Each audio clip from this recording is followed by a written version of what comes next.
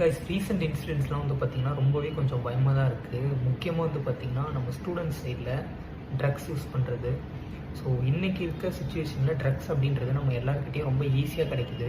So நம்ம எல்லாருக்குமே நம்ம கிளாஸ்லேயும் சரி, நம்மளுடைய காலேஜ்லேயும் சரி, ட்ரக்ஸ் யூஸ் பண்ணுற பீப்புள்ஸ் கண்டிப்பாக உங்களுக்கு தெரிஞ்சவங்களே இருப்பாங்க. அவங்க கிளாஸில் காலேஜஸில் யூஸ் பண்ணிட்டு தான் இருப்பாங்க. பட் ஒரு விஷயத்த மட்டும் நம்ம ரொம்ப நல்லா மைண்டில் வச்சுக்கணும். ஸோ அந்த ட்ரக்ஸ் அப்படின்ற சர்க்கிள்குள்ளே நம்ம ஒன்ஸ் என்டர் ஆகிட்டோம் அப்படின்னா அதுலேருந்து வெளியே வரது ரொம்பவே கஷ்டம்.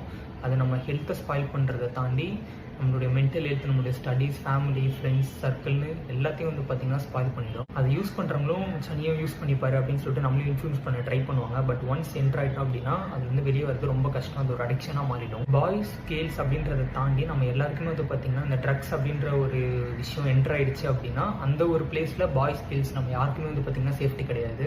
ஸோ நம்மளால் எல்லாரையும் சேஞ்ச் பண்ண முடியுமா அப்படின்னா ரொம்ப கஷ்டம் தான். நம்ம சொல்லி நம்ம ஃப்ரெண்ட்ஸ்லாம் கேட்பாங்களா, உங்கள் ஃப்ரெண்ட்ஸ் வேணால் நீங்கள் ஒரு தடவை 2 தடவை சொல்லி பார்க்கலாம்.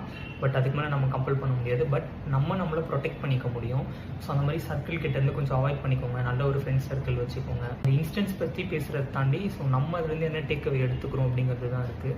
ஸோ நம்ம இதுலேருந்துலாம் கொஞ்சம் அவாய்ட் பண்ணி நம்ம ப்ரொடெக்ட் பண்ணிக்கணும். 2026 ஃபஸ்ட் ரீலே இதை பற்றி பேசுவோம் அப்படின்னு எதிர்பார்க்கல. ஸோ நம்ம தான் ப்ரொடெக்ட் பண்ணிக்கணும். Bye guys.